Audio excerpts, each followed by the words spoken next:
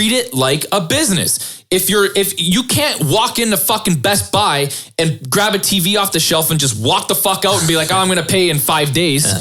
One of the things that I do recommend, I know we actually debated on this, is especially for newbies. How are you going to actually manage, operate, and sell property that you yourself wouldn't even fucking live in? Like this goes like, and the reason why I feel like I am successful in real estate is because I treat my real estate like product. I didn't like to own stuff that I wouldn't actually live in, and I didn't feel comfortable even like putting a family member in or whatever.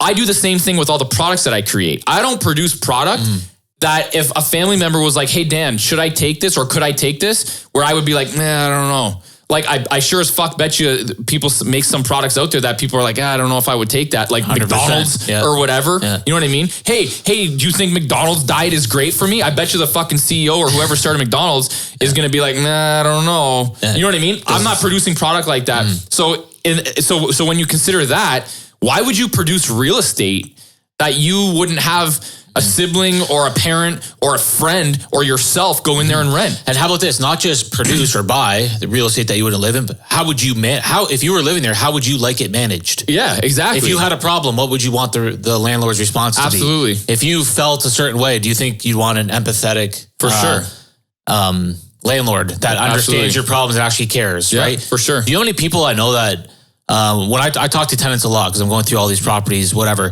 and you know how many times I've heard my landlord's a piece of shit? Yeah. And the landlord complains about their tenants when in reality, the landlord's the problem. Yeah. Like they've created the problem because the tenant's telling you, even low income tenants, even low end tenants, they can be good people if you treat them with respect. Yeah, absolutely. If they tell you there's something wrong and you say, oh, I'm sorry, Susie, like let me get that fixed for you. No, they might give you some respect back. Like right? Dave has had an issue with his landlord. Dave, is that fixed yet? Same kind of deal. Fucking window. How long you been there? 6 fucking months. Dave's had a board in his window. And the guy just won't. What the fuck is that? Exactly. Like seriously, what the fuck is that? I had all the windows changed in my coach house within a month. Within a month. I would do the exact same thing for a tenant. I treat the tenants with respect. As soon as they stop treating me with respect, well, then it's a different story now. Now you're not getting the same amount of respect, right? And then now we're gonna figure out how like, you just got to leave. Your time's up. Game over, right? Yeah. But it can't all be on the landlord, of course. No, right? that's you can't bullshit. Just turn the other cheek for a million times and then get burned. And here's another thing too. You will develop a reputation of a landlord that can be taken advantage of.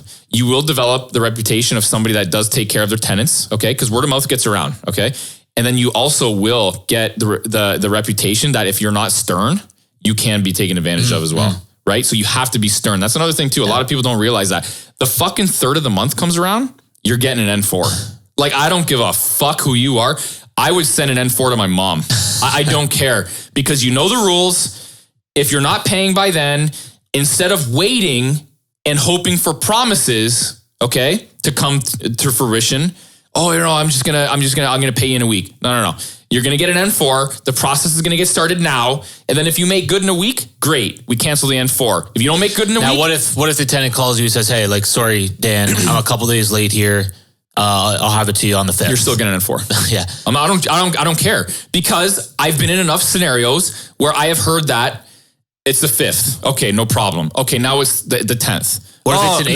What if it's like an A tenant and like, she's literally like a nurse and like respectable. It doesn't matter. 50 credit score. You're still getting a fucking N4. Yeah. I don't care. Because I have also had A-class tenants and A++ locations go completely sideways on me. So you're getting an N4. I don't give a fuck who you are. That's it. Yeah. Because the process is getting started and you need to know I'm serious. That if you don't pay, you have to leave. This is a business. I would never send protein to someone if they didn't pay. Why the fuck am I treating this any different? This is another thing. Treat it like a business. If you can't walk into fucking Best Buy and grab a TV off the shelf and just walk the fuck out and be like, oh, I'm going to pay in 5 days without them doing their due diligence on you. Yeah. No, or making sure that you can make good on that TV purchase. I get what you're saying. 100%. There's two ways to look at it though, right? Like this is a customer service as well. 100%. And if you have somebody that you really like as a tenant and they They come to you with some honesty. Like to me, customer service wise, it's like, I'm going to provide some leeway here. And if I hit them with an N4, maybe I ruin the relationship a little bit. Here's my perspective on that. And this is what I've done. If they're great tenants, ordinarily, they still get the N4, but they get explained. It's an automated thing. It automatically goes into,